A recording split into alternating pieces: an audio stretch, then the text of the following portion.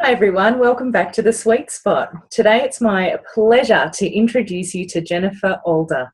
She has written a book. She's the author of Passionate Nutrition, a guide to using food as medicine, from a nutritionalist who healed herself from the inside out. So we'll hear a little bit more about her story. She's also a nationally recognised nutrition expert and the founder of Passionate Nutrition. She's currently on maternity leave, but what does maternity leave mean for an entrepreneur? Because I don't really think she's on maternity leave. But it's my pleasure to introduce you. Hi, Jen. Hi, thank you so much for having me. You're so welcome. Thank you for being here. So how about you tell everyone, a bit about yourself, Jennifer, and the remarkable journey that you've had to birth Passionate Nutrition and write that book. Okay, great. Well, I started seeing clients close to 15 years ago, and I was seeing clients for nutrition counseling. And it ended up where I had a waiting list, and I wanted to do this month-long Byron Katie retreat. And I thought, how can I possibly leave? I have all these clients, and, I have a waiting list, and I have a business. How can I be gone for an entire month? So someone that I was talking to said, well, why don't you bring someone else on board that has a similar philosophy as you, and you can work together seeing clients. And so I brought on that first person, and it was really, really difficult to let go of control. I mean, I had her shadow me for months. I was really worried about how she would interact with clients, but I had to create all these systems in place. So after creating these systems, it's like, okay, well, I already did this once, so I could duplicate it. And that's how I ended up actually, prior to having my baby, I had the largest nutrition counseling practice in the United States. And I had over 30 nutritionists working for me and about 6 chefs. And it was a huge business, but it was definitely too much during my pregnancy and then after the baby was born. And so when I was thinking about getting pregnant, that's when I decided, okay, I need to get my nutrition counseling practice on paper. And that's where Passionate Nutrition, the book, came from. It's basically, if I was sitting down with a client, it's kind of start to finish, where would I begin and how would things progress?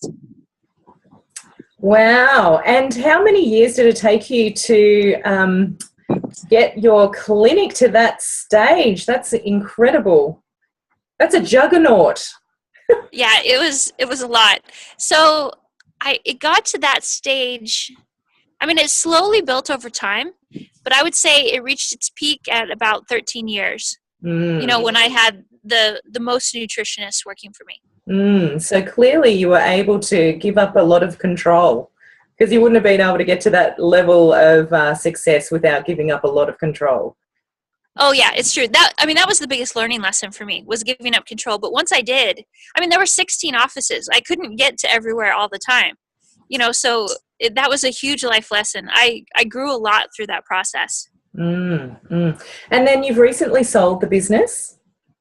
I didn't sell it. I've maintained the name and I've maintained the business, but I essentially closed down the nutrition portion, the nutrition counseling portion. Sure, that must have been a big decision for you. It was interesting. It was a big decision, and also everything just happened at the right time, where it became really clear that it was the right decision. Yeah. We've spoken to a few women who have done, similar things to you, Jennifer, and I'm sure a lot of the viewers here have had similar experiences as well, where everything just kind of lines up to be the right time, and you can either fight it or you go with it. Right. Yeah. And you've got a 6-month-old little girl now. I do. And how is working and motherhood going for you? Motherhood, I'm just so unbelievably in love. I didn't know that I had so much love within me. I think it's the best thing that's ever happened to me. And it's a challenge, the business, but it also puts it in perspective. I have such lengthy lists of things to get done, and then it's like, okay, what's really important in this moment? So it's been another lesson in letting go of control and not being as perfectionistic. I think previously with the business, I had lists and I was on it and I would get things done. And I've really learned how to say, I'm sorry, I just haven't gotten to that, and I'll get that to you soon. That's right. There is a thing called baby time. And I think, when we don't actually take that maternity leave, which a lot of us who have home businesses, or we are the one, the CEO, I remember my baby being under the desk, as soon as I was able to get back to the desk, that's where I was. Right. Well, and it's amazing what I'm able to accomplish with my phone. Before I would have had a desk with my laptop, and during nap times, when she's nursing, I can accomplish great things with the phone. It's unbelievable. What did women do when, we didn't have all of this technology? Right. And with your clients, Jen, you would have seen a lot of working mothers. What was the main challenge that you found that you were working with them? Oh, it's probably the same thing that your listeners and you and I can relate with. It's taking care of ourselves. Between a family and then having a business, it seems like we go on the back burner. But, that common phrase to put on your oxygen mask before you put on anyone else's. It seems like helping women to prioritize their own self-care is huge. That's the thing that gets lost with so many responsibilities. Yeah, I think we can all relate to that. So when you see a client, how do you go through, having them be more aware and be more conscious, and then get into action about having more self-care? Well, I think realizing that, the better we take care of ourselves, the more we're able to help our family, and also think more clearly and have more energy within our business as well. Once we realize that ripple effect, if mom isn't well cared for, then nobody's well cared for. Yeah. And do you have any tips for us for our vitality and wellness? Well, definitely. The number one thing that you can do in terms of really helping with energy, vitality, keeping mental clarity and being happier. Yeah. Food has such an impact on our mood, is making sure that we get enough protein. Because especially as busy moms, one of the things that we can do is gravitate towards carbohydrates. Because they taste good, they're easy, they're fast. You can grab it as you're running out the door. But where you're really going to get the biggest bang for your buck is definitely by getting enough protein. And one of the ways that someone can tell if they're not getting enough protein is if they crave sugar. And so many mothers, working mothers, do crave sugar. And that is just such a sign of not getting enough protein. If you get enough protein, it's kind of the only time as a nutritionist that I can feel like a rock star. Loosely speaking, it's not like people start eating more broccoli and they can jump higher the next day. Nutrition it's a slow and steady process. Yeah. So it's rare to have something that is that profound of a change. And when people start getting enough protein, within 3 days, they can notice a difference in how they feel, how they think, their sugar cravings. it's pretty significant. Wow. And, when you say enough protein, what do you mean?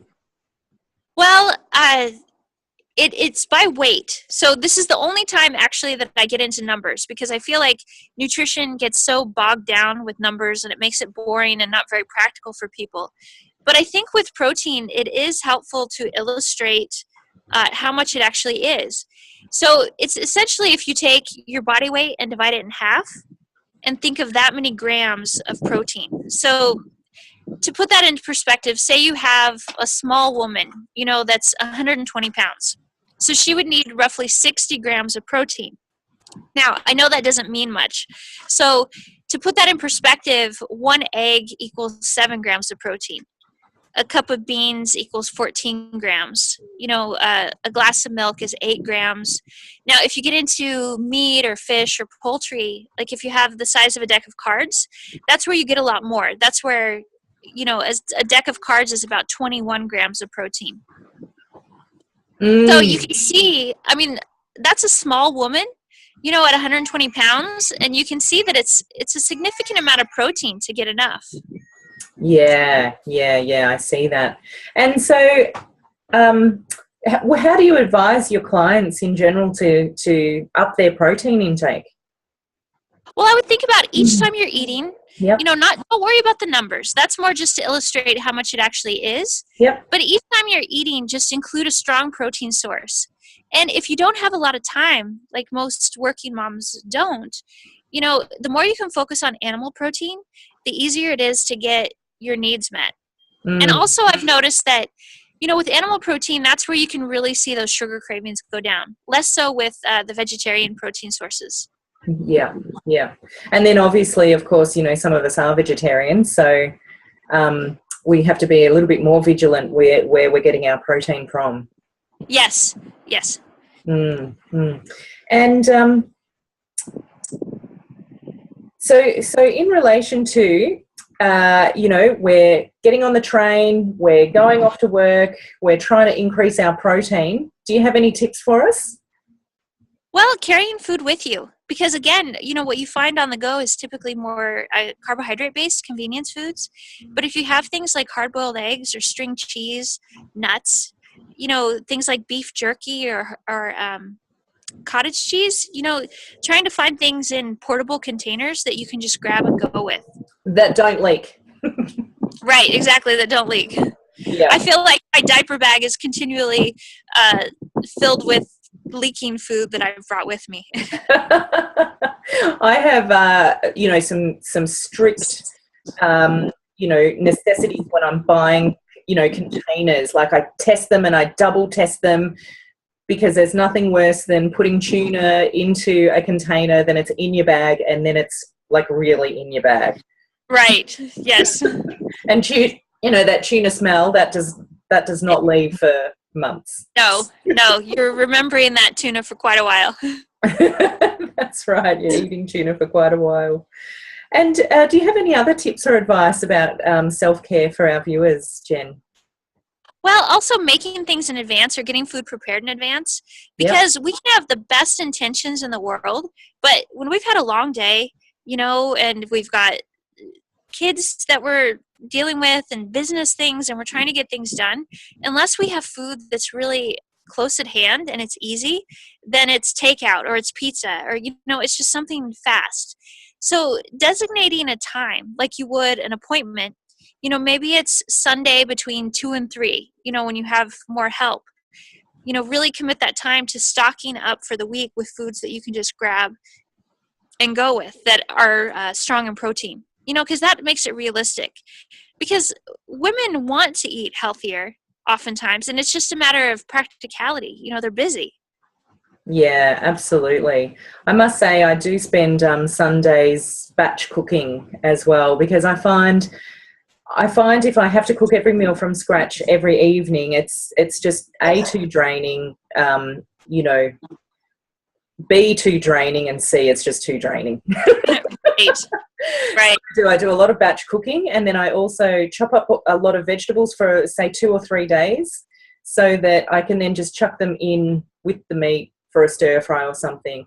And then also, kids' activities after school and, getting home late, and, I still want the kids in bed. So I do find I do a lot of cooking on a Sunday.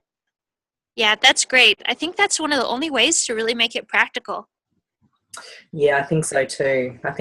And then as well to make it as easy as possible. Mm-hmm. Yeah, for during the week. So on Sundays, honestly, my fridge is full. And all these little containers, and then by Wednesday we're starting to dwindle. And Right. But that Sunday, it probably feels so good just to get yourself set up. Yeah, that's right. And also I chop up all the little vegetables and whatnot for the kids' lunches as well, because otherwise, making school kids' lunches every day, goodness me, that's draining as well. And if I have things in containers, then they're actually empowered to put their own veggies in as snacks as well. And then they're going to be more likely to eat them because they have ownership over it. That's wonderful. Yeah, I should actually get the protein in there for them as well, because that's certainly something that, they probably don't have enough of in their lunchbox. Right. And so tell us what's next for you, Jen. You know, you're obviously, you know, you've completed Passionate Nutrition for the time being, but what's next for you? Well, actually, this summer, June 20th, I start filming a television show that is on nutrition and cooking and how to make it practical for people. Great, great. And did you say in June? In June, right, Oh, June 20th. great. And so how long does that go for before we see you live? You know, that's a good question. I don't know. I know that we're filming 6 episodes initially, starting June 20th, but I don't know how long it takes on the other end. It's a new world to me. That is amazing. Well, that's a whole new world that you're moving into. That's terrific. Well, thank you. Now, we also have a lot more information about you on the page, you know, via the links. So we can find out more about Jen Alder, and actually I pronounced that incorrectly, Adler, isn't it? It is. That's okay. It happens a lot. You know, my surname's Victoria, and I get Victoria as my first name a lot. So, you know, we make it happens. Thank you so much for being with us today, Jen. It was just a pleasure to have you on the show. As I said, there's more links as to how to get in contact with Jen, and we look forward to seeing you on the big screen. How awesome is that? Well, wonderful. Well, thank you so much for having me. You're welcome. And thank you, everybody, for watching tonight and or today, however it is for you. And we look forward to seeing you again tomorrow. Bye for now. Bye.